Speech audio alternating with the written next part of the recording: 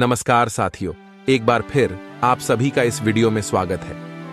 उम्मीद करता हूं आप सभी कुशल मंगल होंगे। साथियों, आचार्य चाणक्य की नीतियां कठोर होती हैं, मगर कहते हैं ना, बिना मेहनत के फल नहीं मिलता है। आज हम आपको चाणक्य की ऐसी नीति बताने वाले हैं जिन्हें अगर आप अपना लें तो आपकी जिंदगी में धन दौलत की कोई कमी नहीं होगी। आचार्य चाणक्य ने अपनी नीति को श्लोक के माध्यम से समझाया है। इस श्लोक में बताया गया है कि कैसे मैं लक्ष्मी आपके घर पर खींची चली आएंगी और घर में संपन्नता बनी रहेगी। आइए जानते हैं किन उपायों से मां लक्ष्मी की कृपा सदैव आपके घर में बनी रहेगी। मूर्खा यत्र न पूज्यन्ते धान्यम यत्र सुसंचितम दाम्पत्योः कलहो नास्ति तत्र श्री स्वयमागता। श्लोक का अर्थ अन्न के भंडार न करें खाली। आचार्य चाणक्य कहते हैं कि जिन घरों की रसोई में अनाज कभी खत्म नहीं होता है, वहां माता लक्ष्मी की कृपा रहती है। इसलिए अन्न के भंडार भरते रहें। रसोई में अनाज खाली होने से पहले नया अनाज ले आएं। साथ ही अन्न का अनादर न करें। ऐसा करने से अगर आप अमीर हैं तब भी कंगाल हो सकते हैं। अन्न भंडार का खाली होना धन की कमी का सूचक है। अतः वास्तुशास्त्र के नियमानुसार अन्न भंडार के खाली हो चुके बर्तन, कनस्तर, ड्रम, डिब्बे इत्यादि कभी भी पूर्णतः खाली नहीं होने चाहिए।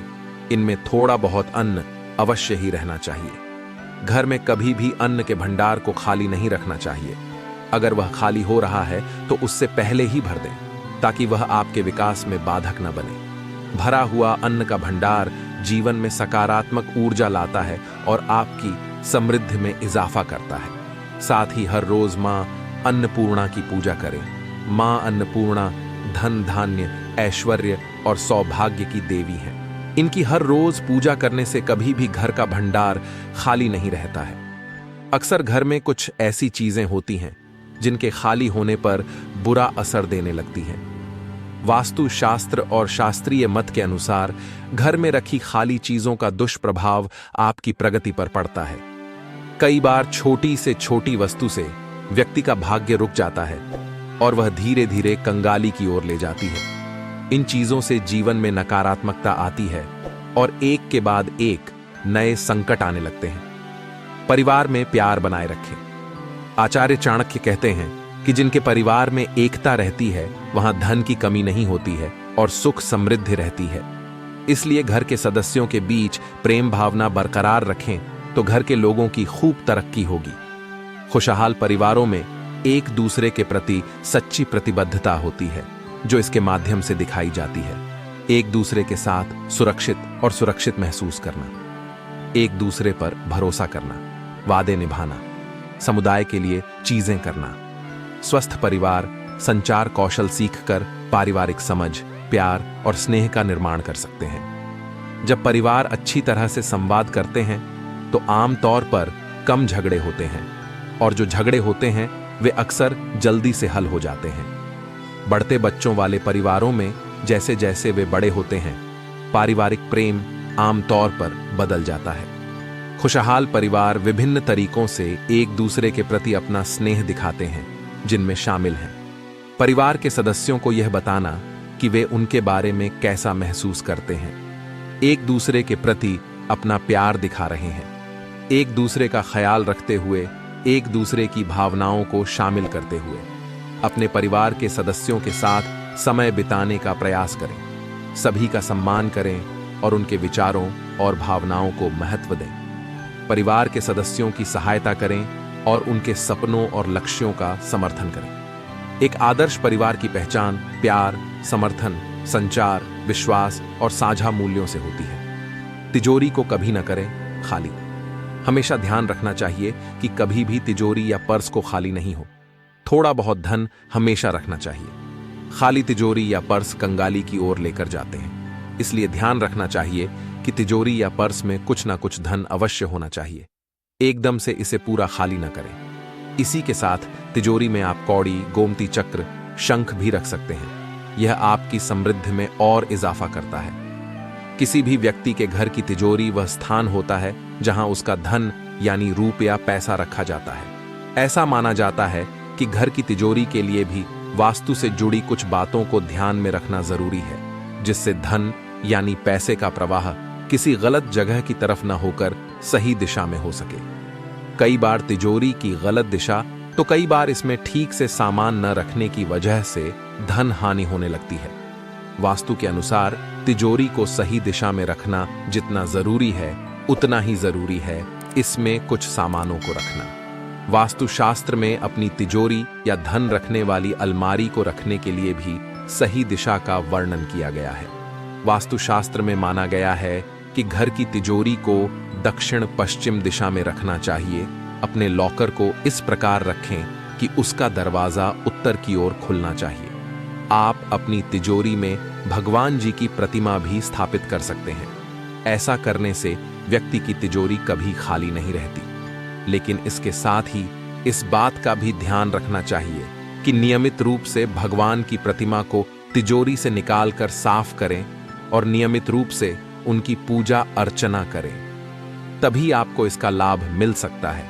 अपनी जुबान को कभी न करें खाली। जुबान का हमारी समृद्धि में बड़ा ही महत्वपूर्ण स्थान है, इसलिए कभी भी भूल कर भी अपनी जुबान को खाली न करें, यानी अपनी जुबान से किसी का अपमान नहीं करें। घर के बड़े बुजुर्गों से ऐसी कोई बात नहीं कहें जिससे उनको मानसिक ठेस पहुंचे।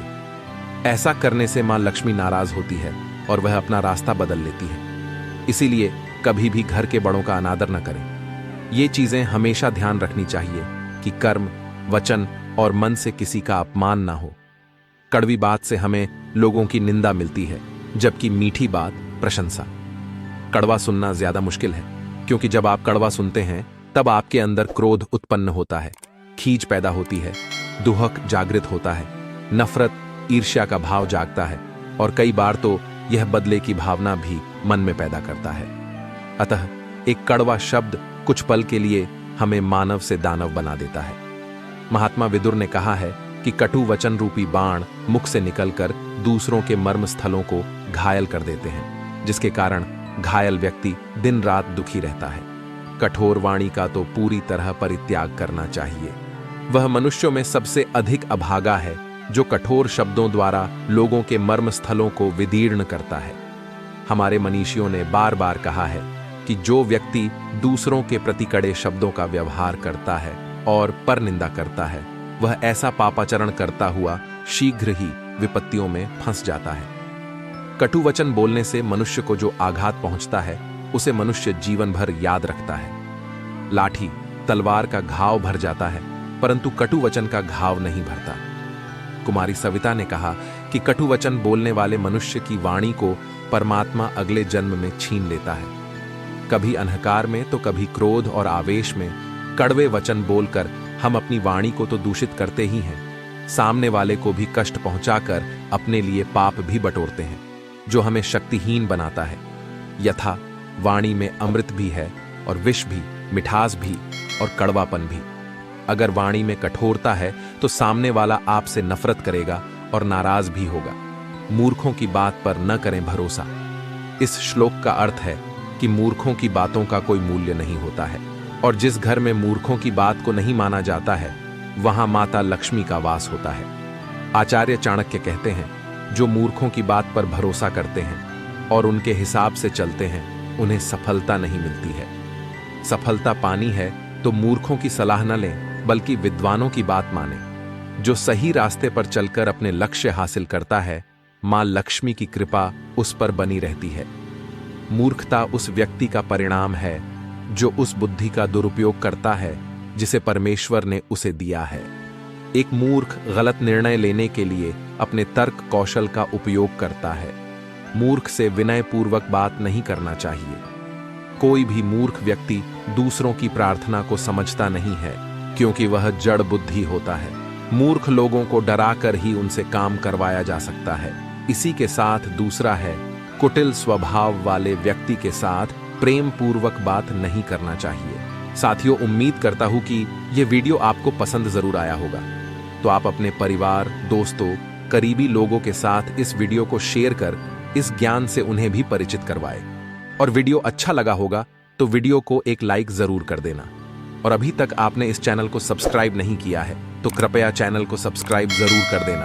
आपका हर दिन शुभ हो और आपका जीवन बहुत सारी खुशियों से हमेशा भरा रहे, इसी मंगल कामनाओं के साथ इस वीडियो से अलविदा। धन्यवाद।